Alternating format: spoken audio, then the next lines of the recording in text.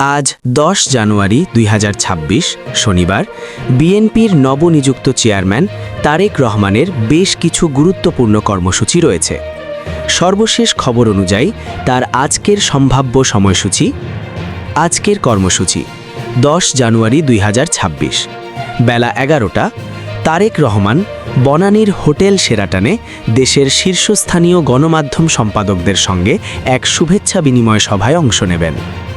বিকেল সন্ধ্যায় এছাড়া তিনি গুলশানে বিএনপি চেয়ারপারসনের রাজনৈতিক কার্যালয়ে দলের সিনিয়র নেতাদের সঙ্গে নির্বাচনকালীন ও সাংগঠনিক বিভিন্ন বিষয়ে অভ্যন্তরীণ বৈঠক করতে পারেন বলে ধারণা করা হচ্ছে।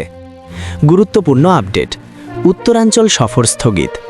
আপনার অবগতির জন্য জানানো যাচ্ছে যে আগামী ১১ জানুয়ারি থেকে তারেক রহমানের ৪ দিনের একটি উত্তরাঞ্চল সফর গাজীপুর, টাঙ্গাইল, সিরাজগঞ্জ ও বগুড়া হয়ে রংপুর শুরু হওয়ার কথা ছিল। তবে নির্বাচন কমিশনের অনুরোধে এবং নির্বাচনকালীন সুষ্ঠু পরিবেশ বজায় রাখতে সেই সফরটি সাময়িকভাবে স্থগিত করা হয়েছে। গতকাল অর্থাৎ ৯ জানুয়ারি রাতেই বিএনপির স্থায়ী কমিটির বৈঠক শেষে মহাসচিব মির্জা ফখরুল ইসলাম আলমগীর এই তথ্য নিশ্চিত করেছেন।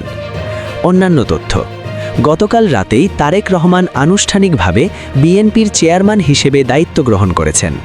আগামী ১৮ জানুয়ারি তার চট্টগ্রাম সফরের একটি কর্মসূচি রয়েছে, যেখানে তিনি জুলাই অভ্যুত্থানে শহীদদের কবর জিয়ারত ও দোয়া মাহফিলে অংশ নেবেন।